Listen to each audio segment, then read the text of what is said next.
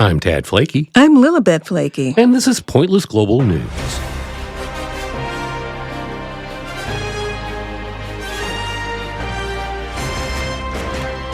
On today's show, a man serves his friends feet meat tacos. Then a man needs to quit his food challenge after only 6 minutes. And next, we'll meet a man who did a different kind of challenge, stuffing matches into his nose.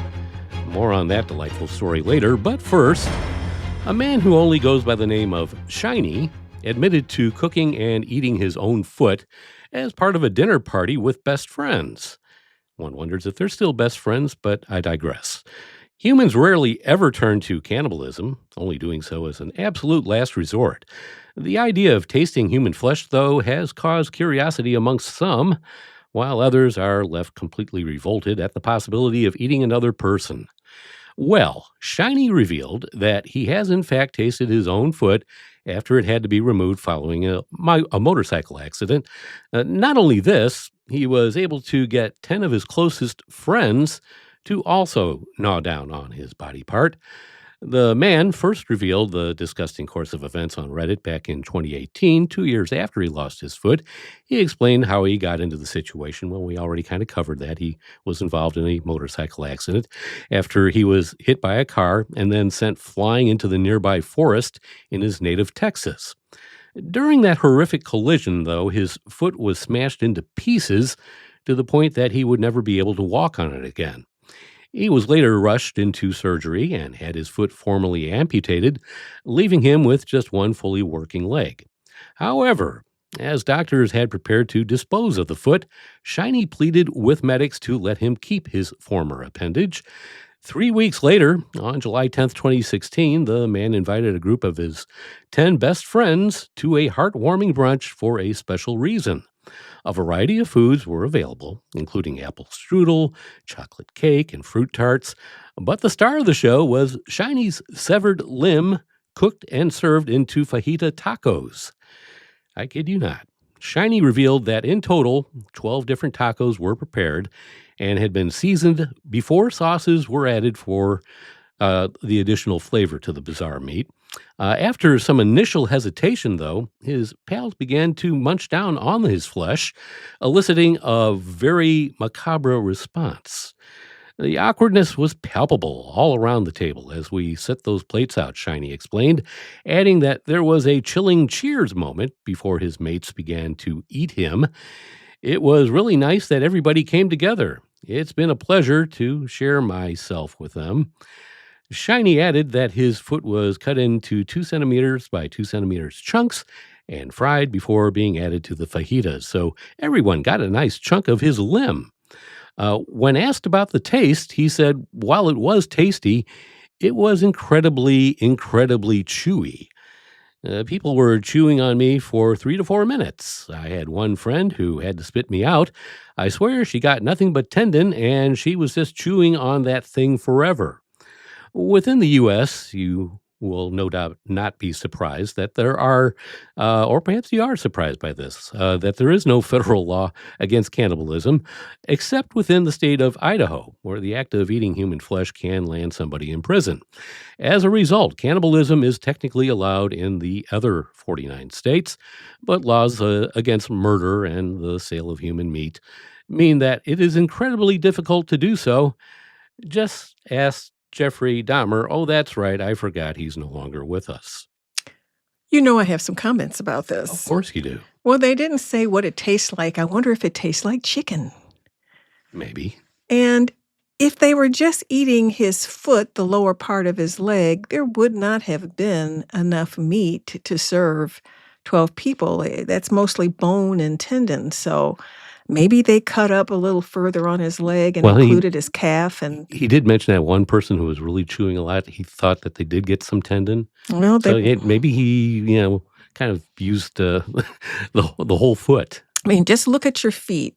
You don't have a lot of meat on them. It's not the go-to spot for a lot of meat, that's no, for sure. So that story sounds kind of shady to begin with. And if you really want to keep an amputated body part, it's not something that you just kind of stop them in the middle of surgery and go, oh, I want to keep that. You have to sign papers, Most of the time, they will let you have your body part back.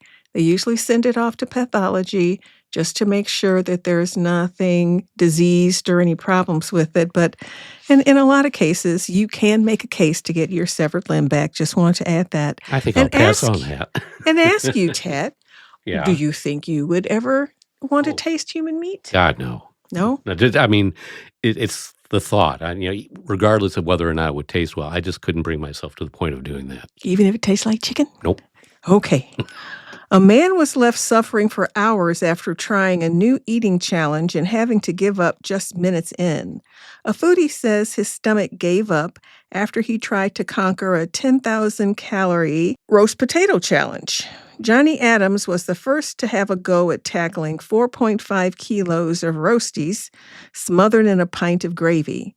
The 42-year-old had to give up after 6 minutes and was suffering for 3 hours despite bringing his own mint sauce to help.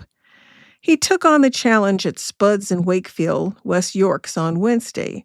It was frightening. I got about a quarter of the way through it, but it was so heavy on my stomach. Afterwards, I was so bloated and I felt sick for about 3 hours. The challenge cost 20 pounds to enter, but anyone who manages to finish it within 20 minutes gets the meal for free and wins 100 pounds. Johnny added, "I was the first to take it in, and I'm pretty sure nobody will be able to complete it. It's pure carbs. I even brought my own mint sauce for taste." Food fans said they were dying to take part. One person said, "I could 100% do this." Another said, "Needs more gravy." Somebody else added, "No way you're finishing that." A fourth person said, "A mountain of roasties? My idea of heaven.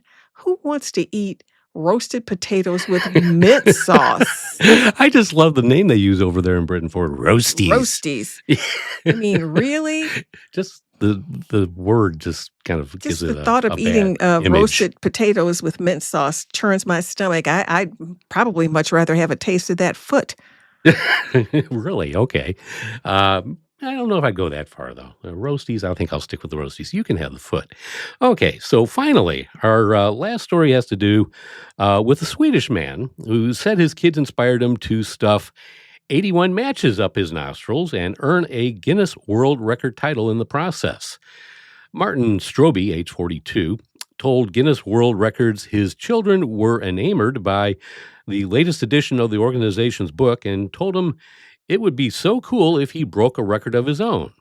At first, I thought, I'm not good enough at anything to be the best in the world, but after my children showed me all the other different kind of world records, I began thinking, I might be able to find one I had a shot at breaking, and thus began the search for a suitable one, Strobe said.